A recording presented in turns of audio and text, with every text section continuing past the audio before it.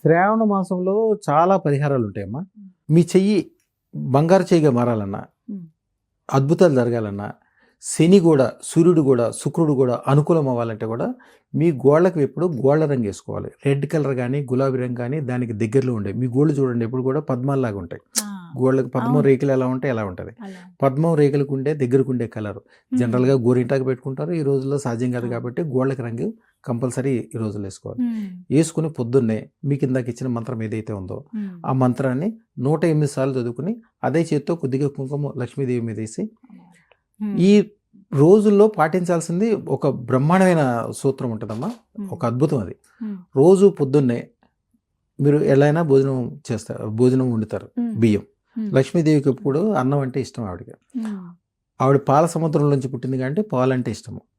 ఆవిడ పద్ధతి అంతా స్వీట్కి సంబంధించి కానీ స్వీట్ అంటే ఇష్టం. మీరు అన్నం వండగానే ఈ రోజుల్లో దాంట్లో పాలు పంచదార కలిపేసి అమ్మవారికి ప్రసాదం పెట్టాలి. ప్రతి శుక్రవారం కొత్త కొబ్బరి బొండం తెచ్చుకోవాలి. అద్భుతమైన ధన లాభాలు రావాలి, ఇల్లంతా డబ్బులు కురవాలి, బ్రహ్మాండంగా ఉండాలంటే ఇంట్లో ఎటు చూసినా డబ్బులు ఉండాలి, ఎటు చూసినా సుఖం సంతోషం ఉండాలి. నాకు ఇది లేదు లేదు అబ్బో ఏంటి అటు చూసినా బంగారాలు కూర్చున్నాయని మీరు నిజంగా ఫీల్ అవ్వాలంటే, పొద్దున్నే లేచి ఆనందంతో గంతులు వేయాలనిపించాలంటే ఒకటే మార్గం. ప్రతి శుక్రవారము ఒక కొబ్బరి బొండం తెచ్చుకోవాలి. రాత్రిపూట అమ్మవారి ఎదురుగుండా పెట్టాలి. దానికి ఒక చిన్న మంత్రం ఇస్తాం, మాకు ఒకసారి వాట్సాప్ చేసినా అడిగినది ఇస్తాం. ఆ తంత్రం ఒక గంట సేపు ఉంటుంది. భార్యాభర్తలు ఎదురు కూర్చొని చేసుకోవాలి. ఇంకా ఆ ఇల్లే బంగారం. వాళ్ళు వెనక్కి తిరిగి చూసుకునేదే ఉండదు, వాళ్ళ జీవితంలో వెనక్కి తిరిగి చూసే సందర్భమే రాదు.